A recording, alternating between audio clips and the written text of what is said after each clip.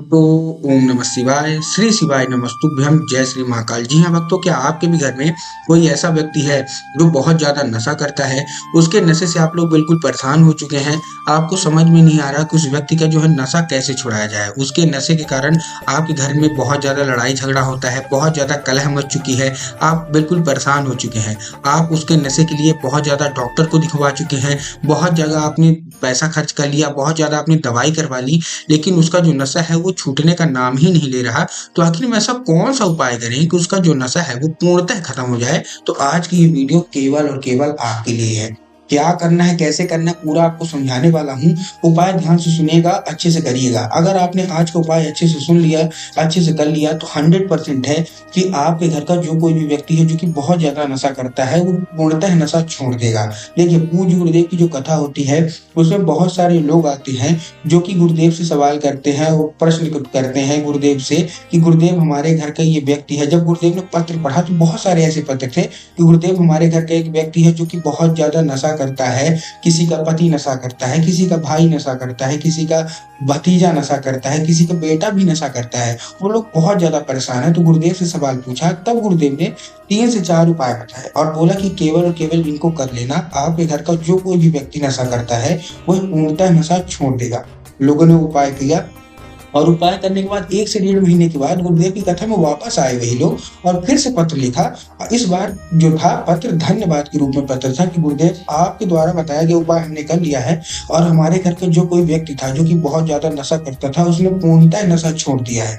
तो आखिर ऐसा कौन सा उपाय उन्होंने किया कि जिनके कारण 1 से 1.5 महीने के अंदर ही उन व्यक्ति का सारा नशा समाप्त हो गया? आज की इस वीडियो के माध्यम से हम आपको बताने वाले हैं। क्या करना है, कैसे करना है, पूरा आपको समझाऊंगा।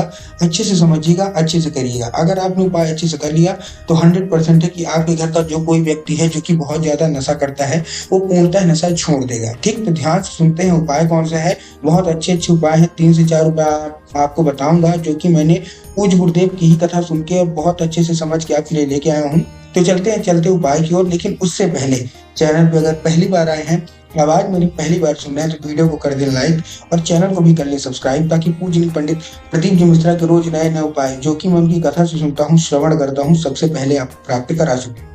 देखिए, मैं आपको आज की इस वीडियो में औषधि का भी उपाय बताऊंगा और उसके साथ साथ जो उस व्यक्ति से करवा सकते हैं वो भी उपाय बताऊंगा। पहला उपाय जो गुरुदेव ने बताया है, ये बोला है कि ये आपको उसी व्यक्ति से करा देना है जो कि आपके घर में नशा करता है। फिर अगर वो उपाय नहीं करता या उपाय काम नहीं करता, फिर आप औषधि के रूप में उसको कैसे उसका नशा छुड़वाएंगे, फिर आपको मैं वो उपाय बताऊंगा। लेकिन हम सबसे पहले वो उपाय की ओर चलते हैं जो कि आपको उसी व्यक्ति से कराना है जो कि आपके घर में बहुत ज्यादा नशा करता है। देखिए, कोई भी नशा करता हो ये उपाय आपको अवश्य रूप से करा लेना है। करना क्या है, देखिए, आपको लेना है 1 लोटा जल और 3 काली तिल। क्या क्या लेना है फिर से बता रहा हूँ, 1 लोटा जल लेना है और 3 काली तिल। और जो 1 लोटा जल है, सबसे पहले तो तांबे के लोटे में जल होना चाहिए। सबसे पहली चीज, तांबे के लोटे में आपने जल ले लिया। तांबे के लोटे में जल लेने के बाद आपको क्या करना है, वो जो जल है वो आपके घर का जल होना चाहिए। ये चीज का भी आपको ध्यान रखना है। बहुत सारे लोग गलती क्या करते हैं कि वो जाके मंदिर परिसर से जल उठा लेते हैं।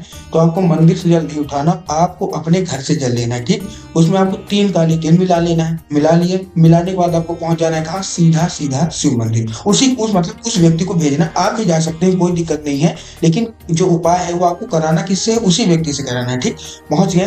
पहुंचने के बाद आपको बताना है, जैसे आप पहुंच गए, पहुंचने के बाद उसको बोलिएगा कि दक्षिण दिशा में खड़ा हो जाए, उत्तर की ओर अपना चेहरा करके। अब देखिए, इसमें बहुत सारे लोगों के मन में कंफ्यूजन भी आ जाती है कि दक्षिण कौन सा होता है, उत्तर कौन सा होता है, हमको किस दिशा में खड़े होना है। तब गुरुदेव ने बताया कि आप जिस भी शिव मंदिर जा रहे हैं उस शिव मंदिर के जिधर साइड जलाधारी हो, आप अपना चेहरा उधर करके खड़े हो जाइए। खड़े हो गए। अब देखिए, खड़े तो हो गए, अब आपको करना क्या है, खड़े होने के बाद आपको क्या करना है, उसको बोलना है कि महादेव का एक सुंदर सा नाम है, कौन सा, श्रम्भेश्वर महादेव। कौन सा, श्रम्भेश्वर महादेव। तो उसको बोलिए कि श्रम्भेश्वर महादेव का नाम लेके वो जल है क्या वो अर्पित कर दे और जो कोई भी इच्छा हो, जो कोई मनोकामना है, सब बोल दे। पूज्य गुरुदेव कहते हैं कि कोई औषधि नहीं करनी, कोई कुछ नहीं करना। अगर उस व्यक्ति ने केवल और केवल 1 से 1.5 महीना लगातार ये श्रम्भेश्वर महादेव का उपाय कर लिया तो उसका जो कोई भी नशा है, जो कुछ चाहता है, सारा का सारा नशा महादेव अत्यंत जल्दी समाप्त कर ही कर देंगे। लेकिन देखिए, ये तो हमारा था पहला उपाय। हमको भी पता है और आपको भी पता है कि जो कोई भी व्यक्ति घर का नशा करता है वो ना पूजा पाठ में बिलीव करता, ना कोई उपाय में बिलीव करता, वो बिल्कुल कुछ नहीं करता। तो जितनी भी महिलाएं हैं वो उनका नशा कैसे छुड़ाएंगी, अब हम उसकी बात कर लेते हैं। तो देखिए, सबसे पहले जो मैं आपको उपाय बता रहा हूँ, पहले जल का उपाय बताऊंगा, उसके बाद बेलपत्र का भी उपाय बताऊंगा। दोनों औषधि का ही उपाय है। करना क्या है आपको, आपको लेना क्या है, सबसे पहले तो 1 लोटा जल ले लेना है और 3 बूंद गंगा जल। बस पहला उपाय यही है, 1 लोटा जल और 3 बूंद गंगा जल। अब देखिए, जो 1 लोटा जल है, सबसे पहले तो तांबे के लोटे में जल होगा, सबसे पहली चीज, ठीक। तांबे के लोटे में जल ले लिया। अब तांबे के लोटे में जो मैंने अभी आपको बताया, आपके घर का जल होना चाहिए।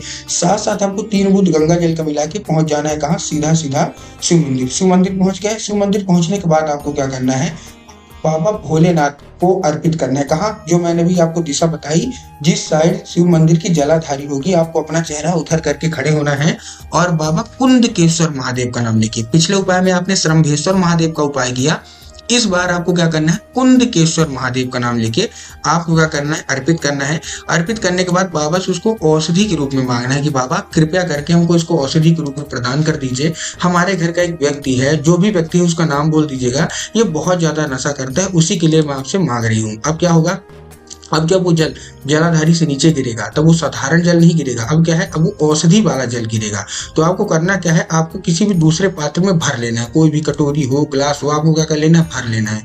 भर लिया, भरने के बाद उसको लेकर चुपचाप अपने घर आ जाइए, ठीक। घर आ गए, घर आने के बाद आपको क्या करना है, उस व्यक्ति को वही जो जल है वो पिलाना है। अब देखिए, अगर वो साधारण रूप से पी लेता है तब तो बहुत अच्छी बात है, लेकिन बहुत सारे लोग क्या करते हैं, पीने से मना करते हैं।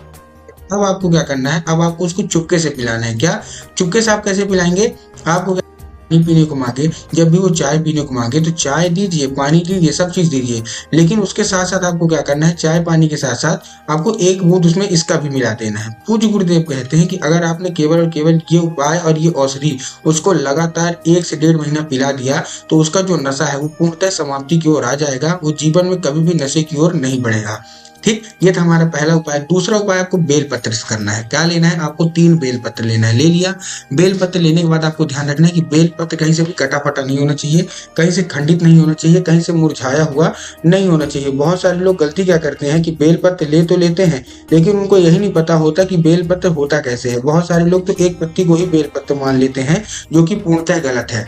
एक पत्ती का कोई बेलपत्र नहीं होता, 3 पत्ती मिलकर जो बेलपत्र बनती है, वही बेलपत्र आपको लेना है, ठीक। बेलपत्र आपने ले लिया।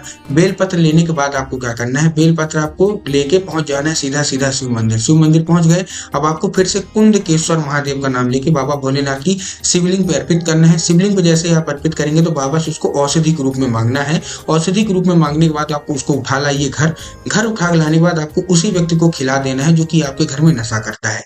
साधारण रूप से अगर वो व्यक्ति खा लेता है तब तो बहुत अच्छी बात है, लेकिन अगर नहीं खाता तो चुपके से आप कैसे खिलाएंगे, वो जो बेल पत्र है आप उसको धूप में सुखवाइए। सुखवाने के बाद उसको अच्छे से पीस लीजिए। पीसने के बाद वो पाउडर बन जाएगा। पाउडर बनने के बाद आपको क्या करें, जब भी वो खाना खाने को मांगे तो दाल में या सब्जी में मिला के उसको खिला दीजिए। 1 से 1.5 महीना लगेगा, व्यक्ति का सारा नशा समाप्ति की ओर बढ़ जाएगा।